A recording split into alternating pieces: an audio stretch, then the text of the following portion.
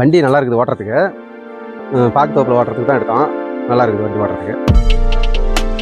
அதான் நேற்று புக்கிங் பண்ணோம், இன்றைக்கி வந்துருச்சு. வண்டி வந்து கம்பெனியில் இடம் வச்சுருந்தாங்க, அதில் ஓட்டி பார்த்து தான் பார் போடுறதும் உழவு ஓட்டுறதும் ஓட்டி பார்த்து தான் எடுத்துகிட்டு வந்தோம்.